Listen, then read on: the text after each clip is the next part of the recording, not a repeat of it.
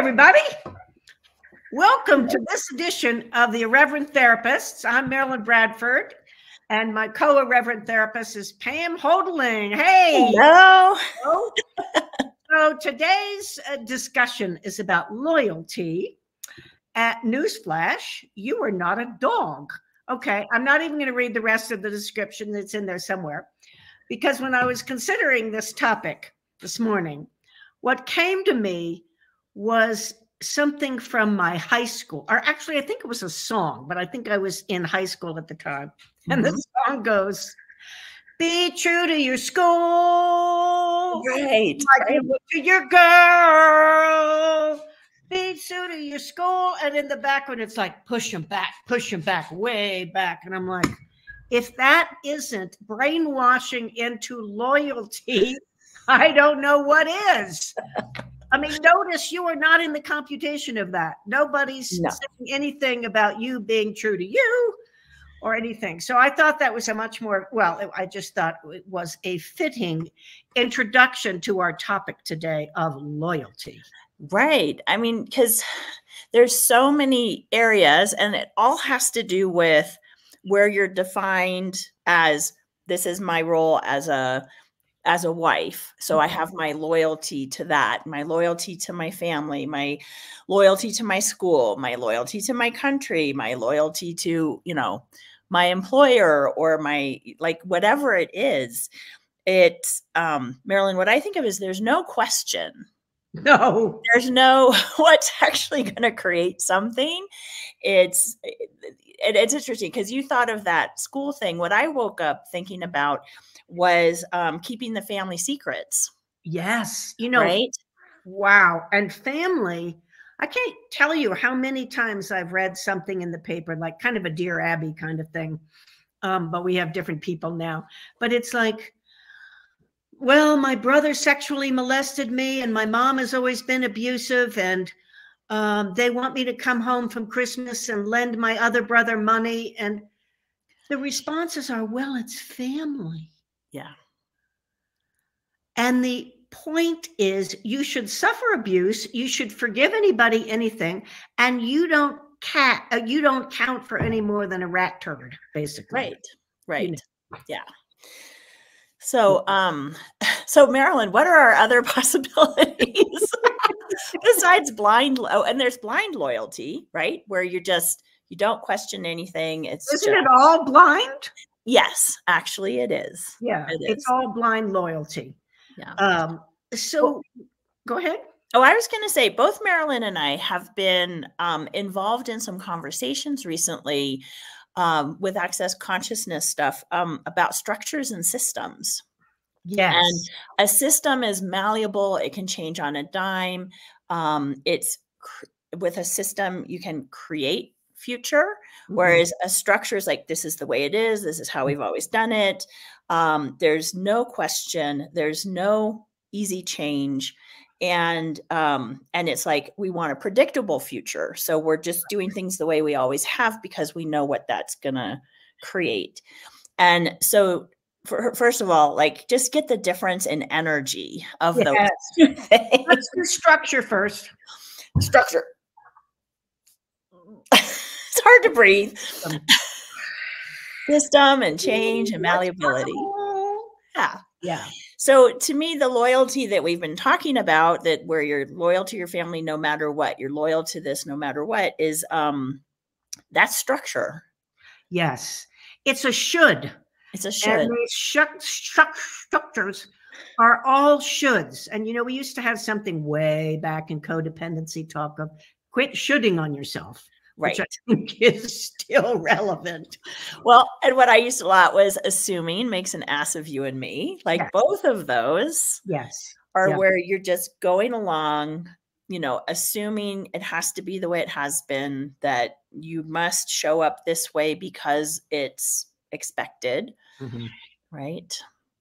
So once again, do you notice that you are not in your life when you're doing loyalty? You don't exist at all. Talk more about that. Give some examples. Well, if I am, let's see, there was this amazing incident in a TV show. I think it's from a place called Home, where a woman comes, an adult woman comes to try to make up with her mother. And the mother has basically cut her out of her life because the mother and the whole family has been Catholic, or whatever you are in England. I'm not sure it's Catholic. I don't think so. But anyway, this religion. And the daughter, who's now an adult, married a Jewish man and converted to Judaism. And the mother absolutely kicks her out, absolutely rejects her. Yeah. There's no possibility for the mother to say something like, well, Sandra, I totally get that's working for you. Let's talk about it. I wonder, I'd love to learn more about it. When you're in loyalty, like in a family, the person who's requiring the loyalty has no interest in you. They have no interest in what's true for you and what makes you happy and what you would like to do. And this shows up in families all the time. Like, you have to come home for Christmas or Easter, or once again, like I was mentioning, you have money, you need to lend your so-and-so money. Right. And it's a funny. You need to follow in my footsteps and enter the family business, yes, or the same career that I have had, because you're a loyal child. So of course, whatever I've been choosing is what you should choose. Yes, exactly. Exactly. And where are you in all of that? Yeah. Yeah. Not at all. Go ahead. No, I was going to say, yeah. So what is there? Like, say I want to, I do care about my family. How can I show up that isn't doing this loyalty structure that we're talking about, where I'm included, but where I'm also kind of aware of and considerate of their needs or desires or expectations? Yeah. And this can be to anything you're loyal to. The first thing I would say, Pam, is let's look at what caring is in this reality versus what true caring beyond loyalty is. Yes. Yes. So caring in this reality is you do what they say, you cut off all your awareness of their quote, well, we go with the good, the bad, and the ugly. The only thing that can be present is the good. You cut back all of your awareness of what we would call the bad and the ugly, like someone is physically or just psychologically abusive, or they lie, or they have always neglected you, or this or that. You cut all of that. You believe everything that they say, and you basically don't exist. Yeah. Caring in this reality is about not existing so the other person can have their way in everything. Even that shot. That's been so fun, Marilyn. I know. It sounds awesome. That was a joke. We don't really think that sounds awesome. Yeah. And true caring is the willingness to be aware of what's going on with another person or politics. I mean, I think what's going on in America right now, this incredible chasm between left and right, and nobody's going. It's all about loyalty. You need to be loyalty. loyal to your party, and if your party's doing this, but you're saying no, I don't agree, then you're not loyal, and you're bad, and you're like, yeah. I mean, I heard from one person who was determined that this one candidate is a really good, loving person. Now, this candidate has thrown about 3,500 people under the bus, lies, cheats, steals, but they kept saying, I'm a conservative. I'm a conservative. So they have to be loyal. There's really no other choice. Yeah. There's no choice to be aware. There's no choice to actually ask yourself, what's going on here? Mm-hmm. What's the good, the bad, and the ugly of this situation? What's the good, the bad, and the ugly of this person? What are they creating? What can my part be in co-creating? Or I may choose to not engage. But you see, then you're in the computation of it. And true caring, you are always in the computation. And what does that mean? That means you're always a part of what's going on, and you're always considerate of yourself. Yeah. Versus, I know they're the one. to the one, whether it's your partner or the political guy or your high school. I mean, this is so funny, but I just thought of this too. So I was a cheerleader for my high school. Can you imagine me? Awesome. Actually, I was co-captain of the cheerleaders. And I lived in a town called Princeton, and it was about 30, 40 miles away from a town called Trenton. And we were, I can't remember, we were the Tigers and wore blue and white, and they were the something or others and wore red and black. Yeah. And I said to someone one day, you do get that if we lived 40 miles south, we'd be wearing red and black, and we'd be going, yay, promote, yay, Trenton, Trenton. They looked at me like I was nuts. They couldn't grasp the idea of other possibilities. Yeah. And that's what it's really like. And true caring is caring for you, and including, like, you want to care for your family. Okay. What's required by my family? And what of that am I willing to be and do? And what of that am I not willing to be and do? And one of the things that people get into is, if there's something the family desires and they don't want to be and do that, no, I'm not doing that. They get into resistance and reaction, which never takes you anywhere, rather than being in total allowance and interesting point of view. Yeah.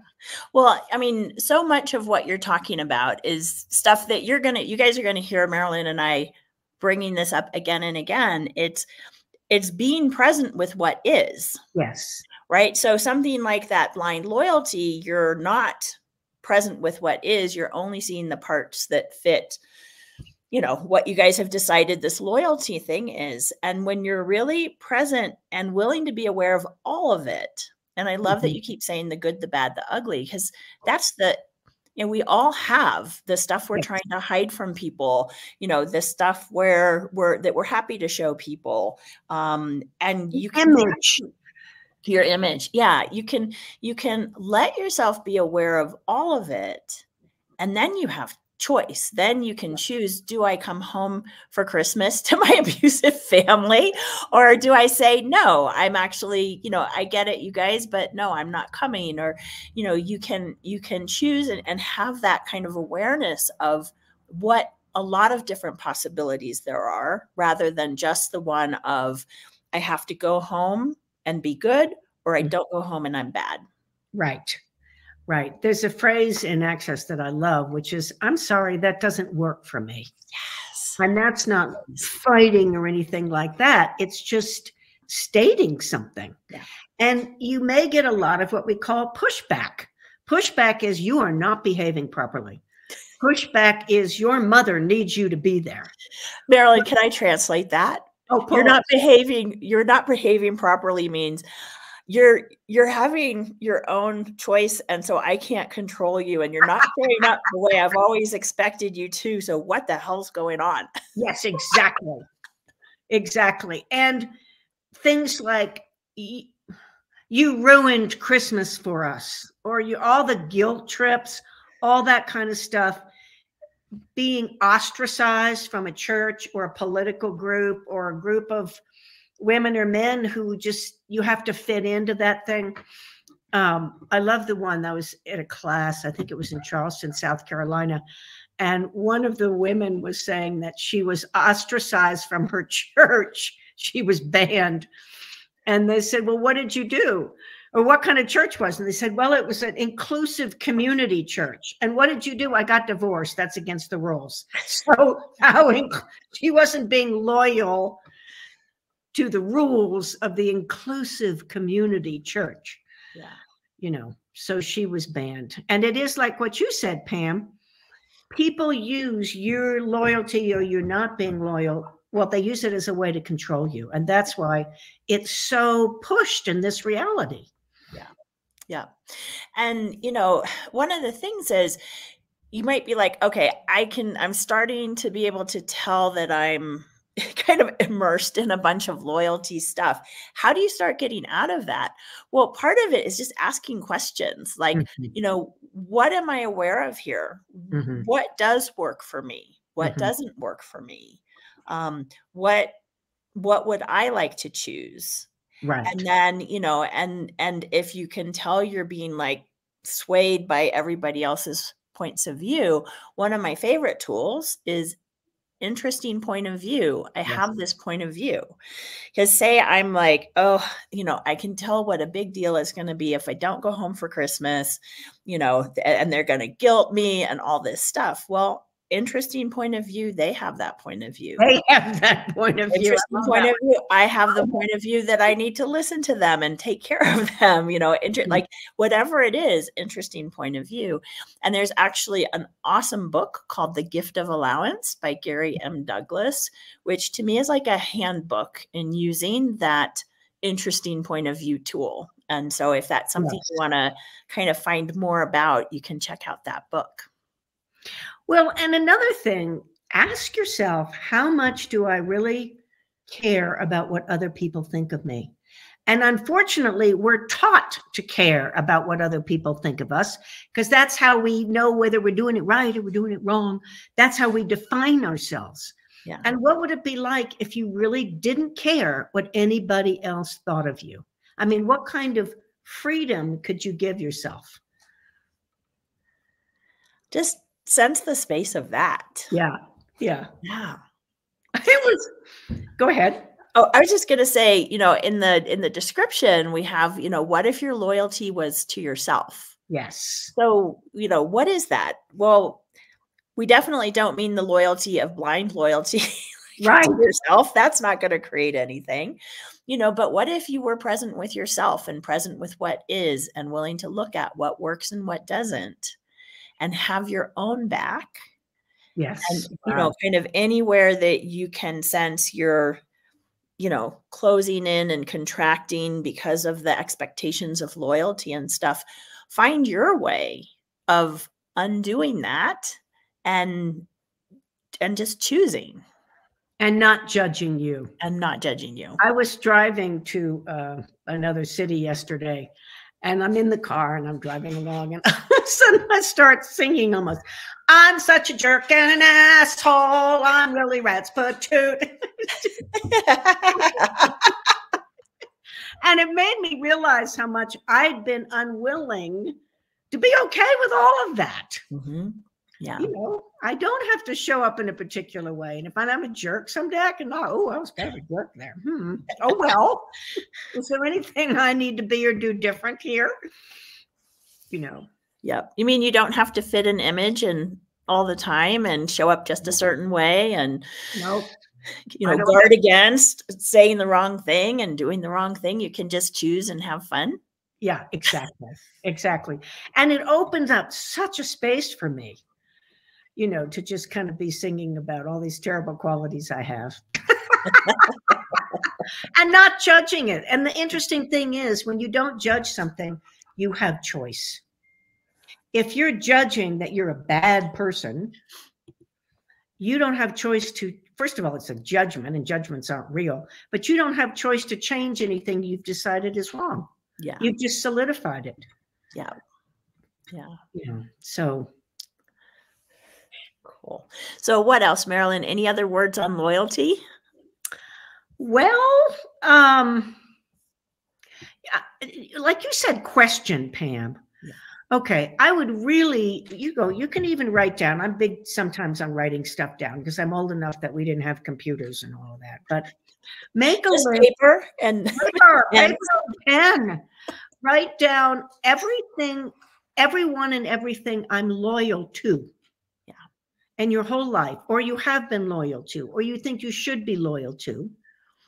And then ask for each one, what does my loyalty here actually create for me and others? Yeah.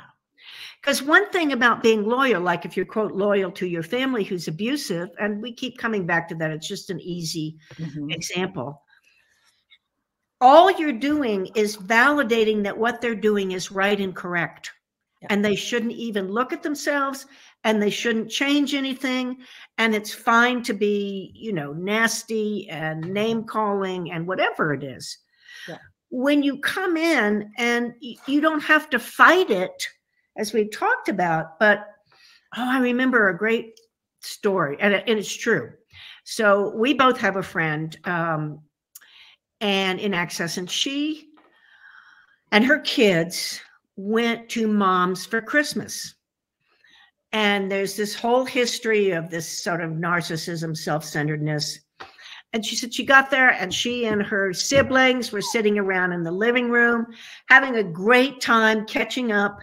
And after a while, the mother came in and said, "You're not paying any attention to me. I'm not going to stand for this," and just on and on and on. And our friend got up very calmly and said, "Okay, that's fine. We're leaving now."